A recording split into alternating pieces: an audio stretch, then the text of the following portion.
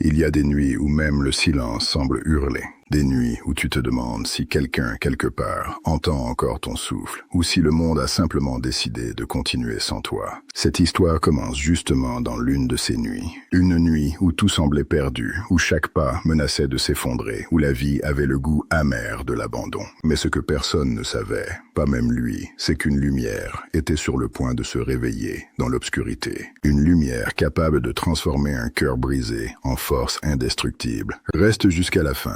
Car ce que tu vas entendre pourrait changer ta façon de voir la vie et peut-être même t'aider à te relever là où tu tombes aujourd'hui. L'histoire qui suit n'est pas seulement un récit, c'est un miroir, un souvenir, un avertissement et surtout une renaissance. Au pied d'une montagne si haute qu'elle semblait découper le ciel, vivait un jeune homme nommé Elias. Depuis des années, il portait un poids invisible sur ses épaules, un mélange de fatigue, de déception et de rêves brisés. Chaque matin, il se levait avec l'impression d'être poursuivi par une ombre froide et silencieuse, le découragement. Ce dernier se glissait dans ses pensées, l'empêchant de voir la beauté qui survit toujours quelque part, même dans les jours les plus sombres. Elias se demandait souvent si la vie avait encore quelque chose à lui offrir, ou s'il devait accepter que tout était perdu. Il marchait dans les rues du village, la tête basse, comme si le sol était devenu sa seule réalité. Il voyait les autres avancer, rire, rêver, tandis que lui restait coincé dans une spirale invisible dont il ne trouvait pas la sortie. Pourtant, au fond de lui, un murmure fragile persistait, une petite voix lui rappelant qu'il avait autrefois eu de grands espoirs. Mais cette voix était si faible qu'elle se perdait souvent dans le bruit des inquiétudes quotidiennes. Le monde lui semblait gris,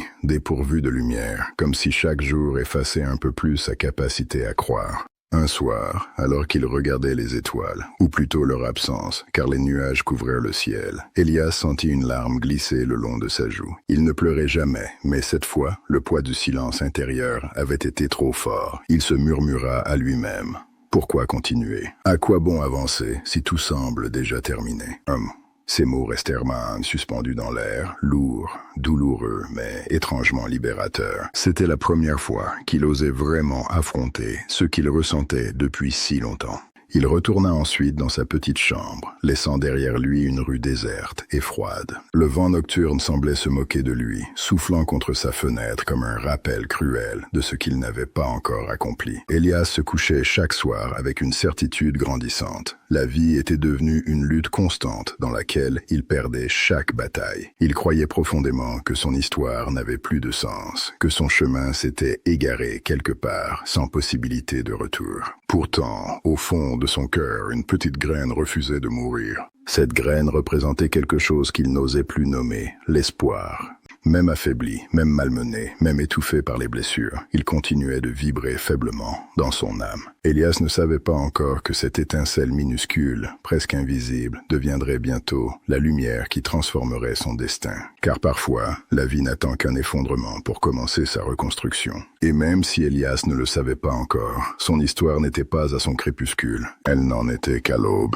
Un matin, alors qu'Elias marchait sans but précis le long d'un sentier qu'il n'avait jamais emprunté, il aperçut une silhouette assise sur un rocher. Un vieil homme, vêtu d'un manteau usé mais enveloppé d'une étrange sérénité, observait la montagne comme si elle lui parlait. Intrigué malgré lui, Elias ralentit le pas. Le vieillard tourna la tête vers lui, avec un sourire qui semblait traverser les années. Ce sourire n'était ni forcé, ni curieux. Il était d'une douceur rare, comme s'il reconnaissait en Elias quelque chose qu'il avait lui-même affronté autrefois.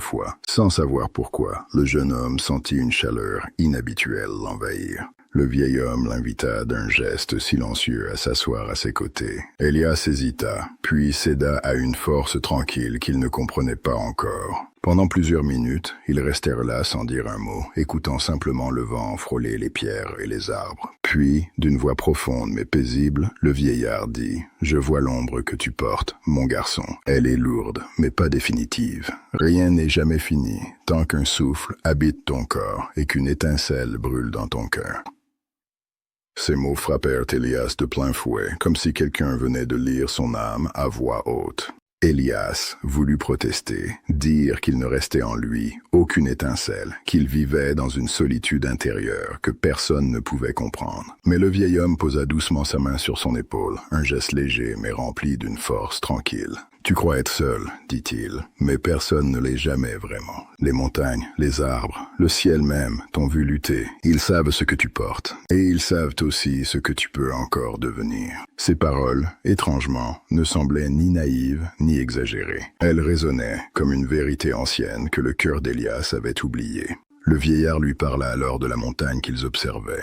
Elle n'a pas toujours été aussi majestueuse. Autrefois, elle n'était qu'une pierre perdue dans le vent. Elle n'a grandi que grâce aux tempêtes, aux secousses, aux fractures qui l'ont sculptée. C'est la difficulté qui fait la grandeur, Elias, pas la facilité.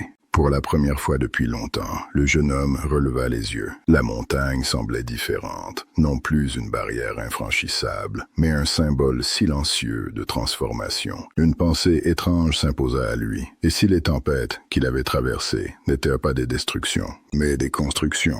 Avant de partir, le vieil homme lui dit « Le secret n'est pas de fuir l'obscurité, mais d'apprendre à y allumer ta propre lumière. Et cette lumière, mon garçon, tu l'as déjà. Tu dois juste la retrouver. » Puis il se leva et s'éloigna lentement, disparaissant entre les arbres comme s'il n'avait jamais vraiment été là. Elias resta seul, mais cette solitude n'avait plus le même goût. Quelque chose venait de se réveiller en lui, une sensation faible, fragile, mais réelle. Celle que peut-être, juste peut-être, sa vie n'était pas condamnée. Peut-être que la lumière existait encore, quelque part en lui. Les jours suivants, Elias retourna chaque matin au pied de la montagne. Il ne savait pas exactement pourquoi, mais il ressentait l'appel silencieux de cet endroit, comme si la montagne elle-même voulait lui parler. Il se souvenait des paroles du vieil homme, qui résonnaient encore dans son esprit, comme un écho constant. Ce n'est pas la lumière que tu cherches, c'est celle que tu dois rallumer en toi.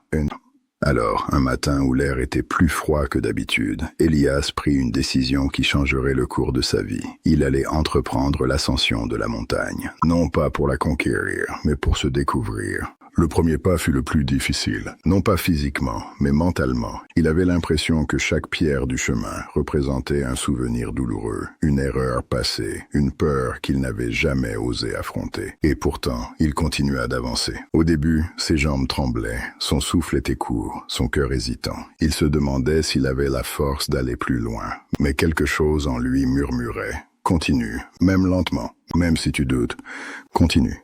C'était comme si l'étincelle que le vieil homme avait mentionnée reprenait doucement vie dans la poitrine d'Elias. Au fur et à mesure qu'il montait, le paysage changeait. Les arbres devenaient plus rares, le vent plus fort, les pierres plus instables. Par moments, Elias glissait, tombait, se blessait légèrement. Chaque chute réveillait en lui une vieille voix qui disait « Tu n'y arriveras jamais ». Mais désormais, une autre voix existait aussi. Une voix nouvelle, encore fragile mais déterminée. « Relève-toi, tu n'es pas venu jusqu'ici pour abandonner. » Alors il se relevait, encore et encore, découvrant quelque chose qu'il n'avait jamais vraiment compris auparavant. La persévérance n'est pas l'absence de chute, mais la volonté de se redresser.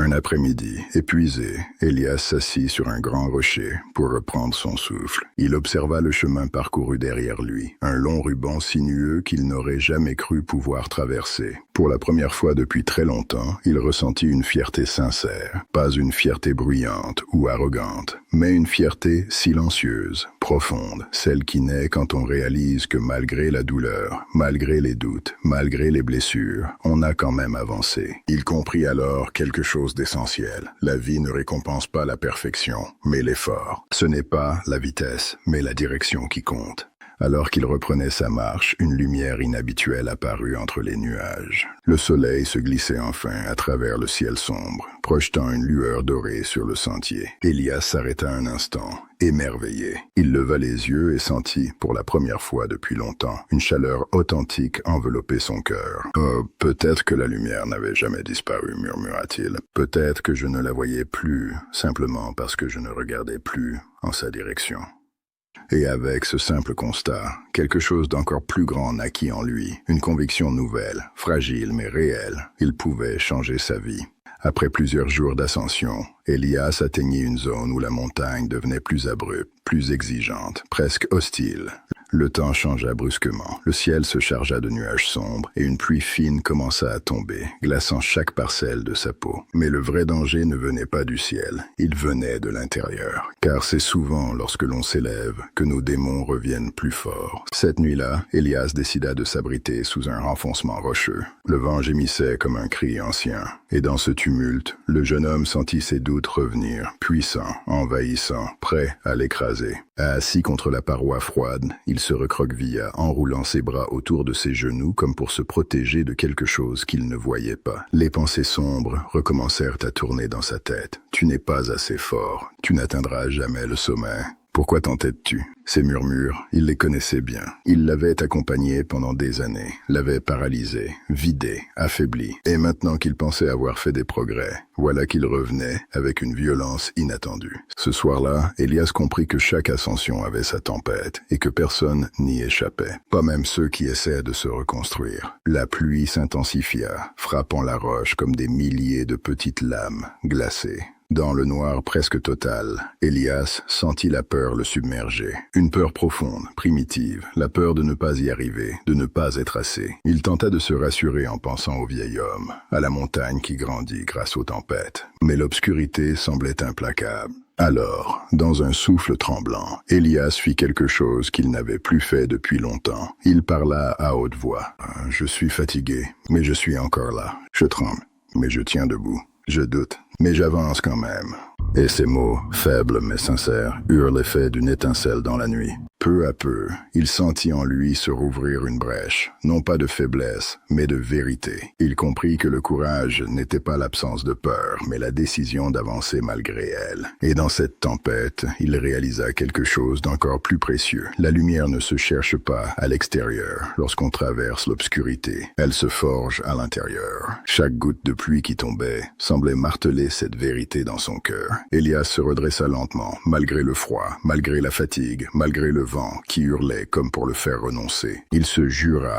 de ne plus jamais laisser l'ombre l'éteindre entièrement. Quand l'aube finit par se lever, elle révéla un paysage transformé. La pluie avait cessé, et une brume douce flottait autour de lui, comme un voile protecteur. Elias sortit de son abri et contempla la lumière naissante qui baignait la montagne. Il avait survécu à la pire tempête qu'il ait jamais affrontée, celle qui avait eu lieu en lui. Et il en sortait, non pas brisé, mais plus fort, plus stable, plus conscient. Il réalisa alors que cette nuit difficile n'avait pas été une punition, mais une étape nécessaire pour réveiller son courage véritable. La montagne, silencieuse mais vigilante, semblait approuver sa détermination nouvelle. Après la tempête, Elias recommença à grimper avec une énergie différente, plus solide, plus enracinée. Ce n'était pas une force bruyante ou spectaculaire, mais une force silencieuse, née de l'intérieur, celle qui ne vacille pas dès que le vent souffle. Chaque pas qu'il faisait résonnait comme une promesse envers lui-même. Le chemin restait difficile, des pierres instables, des passages étroits, des falaises que l'œil ne pouvait affronter sans une pointe de vertige. Mais quelque chose avait changé. Il ne montait plus pour fuir ses peurs ou pour prouver quelque chose au monde. Il montait parce que, pour la première fois, il croyait réellement qu'il pouvait atteindre quelque chose de beau, de grand, de lumineux. Les heures passèrent, puis les jours. L'air se faisait plus mince, mais étrangement plus pur aussi, comme si chaque respiration lui lavait un peu plus le cœur. Il sentait que la montagne lui parlait à travers le souffle du vent, la douceur de la brume, le silence puissant qui l'entourait. À mesure qu'il approchait du sommet, les souvenirs douloureux qui l'avaient hanté si longtemps perdèrent leur poids. Non pas parce qu'ils avaient disparu, mais parce qu'ils avaient cessé d'être des chaînes. Ils étaient devenus des pierres, sur lesquelles il s'était appuyé pour s'élever. Et cette transformation intérieure lui donnait un sentiment de liberté qu'il n'avait jamais connu auparavant. Sir, Enfin, après un dernier effort, Elias atteignit le sommet. La vue qui s'étendait devant lui le laissa sans voix. Le monde entier semblait s'ouvrir à lui, immense, mystérieux, magnifique. Le ciel, d'un bleu presque irréel, se mêlait à la lumière dorée du soleil qui effleurait les montagnes autour. Une sensation indescriptible l'envahit, comme si une porte intérieure venait de s'ouvrir pour laisser entrer tout l'espoir qu'il avait perdu. Des larmes coulèrent sur ses joues, mais cette fois, ce n'était plus des larmes de douleur ni de désespoir, c'étaient des larmes de renaissance. Pour la première fois depuis très longtemps, Elias se sentit vivant, vraiment vivant. Il s'assit au bord du sommet, laissant le vent caresser son visage. Et dans ce silence sacré, il comprit enfin ce que le vieil homme avait voulu lui transmettre. La lumière n'est pas quelque chose que l'on attend. Ce n'est pas quelque chose que l'on cherche désespérément dans le monde extérieur. C'est quelque chose que l'on crée, que l'on construit, que l'on rallume malgré les tempêtes. La vie ne devient pas plus facile parce que l'on atteint le sommet, mais on devient plus fort, plus lucide, plus capable de faire briller sa propre lumière. Et cette lumière, Elias savait désormais qu'elle ne s'éteindrait plus. Avant de redescendre, il ferma les yeux et murmura un remerciement silencieux à la montagne, à la tempête, au vieil homme, mais surtout à lui-même. Il avait touché le fond, il avait douté, il avait voulu abandonner, et pourtant il s'était relevé. Cette ascension n'était pas qu'un défi physique, mais le symbole de son propre voyage intérieur. Il se releva, prêt à redescendre vers le monde, non plus comme celui qui fuit la vie, mais comme celui qui l'accueille. Il savait que d'autres épreuves viendraient, d'autres nuits sombres, peut-être, mais maintenant, il connaissait le secret. La lumière brille toujours, quelque part, et parfois, elle commence en soi. Cette histoire nous rappelle que la vie peut parfois sembler insupportablement lourde, comme une montagne trop haute pour nos forces. Mais ce que l'on oublie souvent, c'est que même dans les moments où tout semble perdu, il existe une lumière, quelque part. Elle peut être minuscule, fragile, presque invisible, mais elle ne disparaît jamais complètement. Le chemin pour la retrouver est difficile, semé d'obstacles, de doutes, de tempêtes intérieures. Pourtant, chaque pas compte, chaque effort ouvre une brèche. La lumière n'attend pas que l'on soit parfait, elle attend simplement que l'on avance, même lentement, même en tremblant. Car c'est dans la persévérance que naît la renaissance. Les épreuves ne sont pas là pour nous détruire, mais pour nous révéler. Elles sont les pierres qui sculptent notre force, les tempêtes qui réveillent notre courage, les nuits sombres qui nous poussent à rallumer notre propre lumière. Comme Elias, nous avons tous un sommet à atteindre, un chemin à gravir, un cœur à guérir. Ce voyage n'est pas une compétition, ni une course, c'est une transformation. Lorsque l'on accepte que la difficulté n'est pas un obstacle mais une étape, la vie change de goût. On cesse de fuir et on commence à se construire. On cesse de survivre et on recommence à vivre. Et si tu traverses en ce moment une période difficile, rappelle-toi ceci, rien n'est fini tant que tu n'as pas abandonné. Même quand tout semble noir, même lorsque tu es épuisé, même lorsque tu ne vois plus la route, continue. Une lumière quelque part t'attend. Peut-être en haut de ta montagne, peut-être en toi. Alors garde courage, avance à ton rythme et n'oublie jamais que tu es plus fort que tu ne le crois. Si cette histoire t'a touché, inspiré ou donné un peu de force, je t'invite à t'abonner pour recevoir d'autres histoires qui éclairent, motivent et redonnent espoir. Ton voyage ne fait que commencer.